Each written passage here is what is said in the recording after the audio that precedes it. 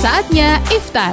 Inspirasi V-Radio di waktu Ramadan bersama Ustazah Jahidah Farhati dari Dompet Duafa. Assalamualaikum warahmatullahi wabarakatuh. Alhamdulillahi wa kafa, thumma salatu ala nabiyil habibil mustafa wa ala alihi wa ashabihi wa man wafa, amma ba'du. Alhamdulillah, segala puji kehadirat Allah Subhanahu wa ta'ala yang telah memberikan kita begitu banyak nikmat, termasuk nikmat untuk mendengarkan kultum di hari ke-14 ini.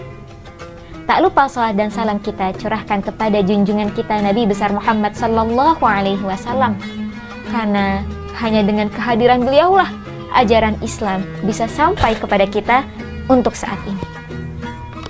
Halo V-listener semua, kembali lagi bersama saya Teh Jahidah Farhati, atau yang lebih dikenal dengan Teh Farhah dari tim Dompet Duafa. Alhamdulillah, di hari ke-14 ini insya Allah saya masih menemani teman-teman semua untuk mendengarkan kultum Ramadan. Dan di hari ke-14 ini insya Allah kita akan membahas seputar wudhu, termasuk pertanyaan soal sah nggak sih kalau misalnya wudhunya pakai make up waterproof. Penasaran? Nah, kita akan bahas sekarang. Apa sih syarat sah dari wudhu itu sendiri? Nah, teman-teman, yang perlu kita ketahui, wudhu adalah membasuh anggota badan tertentu dengan niat tertentu. Jadi, tidak semua anggota badan itu perlu kita basuh ketika berwudhu. Hanya anggota badan tertentu saja. Dan juga harus dengan niat. Niatnya apa? Ya, niat wudhu. Nah, syarat sah dari wudhu itu apa sih? Syarat sah adalah sesuatu yang kalau tidak kita penuhi sebelum berwudhu, maka wudhunya tidak akan sah atau tidak diterima. Apa saja itu? Yang pertama, Islam. Contoh nih, ada orang non-muslim melakukan wudhu, maka wudhunya ini tidak bisa tercatat sebagai ibadah. Kenapa? Tadi, karena syarat sah dari wudhu, syarat diterimanya wudhu, haruslah seseorang yang beragama Islam. Kemudian yang kedua, baligh dan tamyiz. Baligh artinya pubertas. Tamyiz artinya bisa membedakan. Jadi, syarat utama dari wudhu itu adalah seseorangnya sudah mengalami pubertas, mengalami menstruasi, atau mengalami mimpi basah, maka wudhunya menjadi sah. Lalu kalau wudhunya anak kecil gimana, Teh? Kalau wudhunya anak kecil, sah-sah saja, namun belum tercatat untuk ibadahnya sendiri. Karena dia belum balik. Kemudian ada tadi poin tamyiz. Tamyiz itu kalau kita katakan berakal, ya. Jadi wudhunya harus orang yang berakal. Kalau orang gila berwudhu, walaupun wudhunya benar gitu ya, urutannya sempurna sesuai ajaran Nabi, tetap tidak tercatat sebagai ibadah. Karena apa? Karena dia tidak mempunyai akal. Syarat ketiga adalah bersih dari haid dan nifas. Nah, ini poin penting. Jadi teman-teman, ketika kita dalam keadaan haid atau nifas, kita tidak diperkenankan untuk berwudu. Kenapa? Karena wudu adalah ibadah bagi mereka yang suci. Sedangkan kalau kita sedang haid dan nifas, kita bukan dalam keadaan suci, maka kita tidak boleh berwudu. Lalu pertanyaannya, Teh, saya ini punya kebiasaan wudu, makanya kalau haid saya masih wudu, gimana? Maka boleh-boleh saja wudu dilakukan, dengan syarat niatnya bukan untuk ibadah, tapi niat wudunya untuk menyegarkan diri. Jadi bukan dalam rangka mempermainkan ibadah. Kemudian yang keempat, sebelum berwudu kita harus memastikan tidak ada satupun yang menghalangi air masuk ke dalam pori-pori kulit.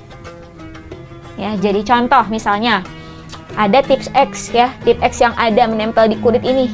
Maka kita harus krik dulu karena takut menghalangi air masuk ke dalam pori-pori kulit. Atau mungkin contohnya tadi, make up waterproof. Ingat ya teman-teman, make up waterproof itu nggak akan hilang kalau kena air. Maka di sini nih para muslimah wajib membersihkan make upnya sebelum berwudu, atau tidak wudunya hukumnya menjadi tidak sah. Lantas kalau sulit bagaimana? Maka solusinya teman-teman bisa menjaga wudu. Contoh gitu ya, misal bekerja dari pagi sampai sore, maka silahkan jaga wudunya kalau bisa sampai sore, sehingga tidak perlu membersihkan make up. Tapi kalau memang tidak bisa, maka silahkan teman-teman membawa pembersih ringan untuk wajah, seperti cleansing balm, cleansing oil, dan sebagainya. Karena apa? Karena tadi, air wudhu kita itu tidak akan masuk ke dalam pori-pori kecuali setelah make up tebal itu atau make up waterproof itu dibersihkan. Jadi jangan disepelekan ya, karena ini berkaitan dengan sah atau tidaknya wudhu kita. Lalu poin kelima, air yang digunakan adalah air mutlak atau air yang bersih, tidak berbau. Contoh ada air sabun. Apakah air sabun bisa digunakan untuk wudhu? Tidak. Atau ada air yang tercampur dengan cairan cuci piring. Apakah bisa digunakan untuk berwudhu? Tidak. Air kaporit, air kolam renang. Apakah bisa digunakan untuk berwudhu? Tidak.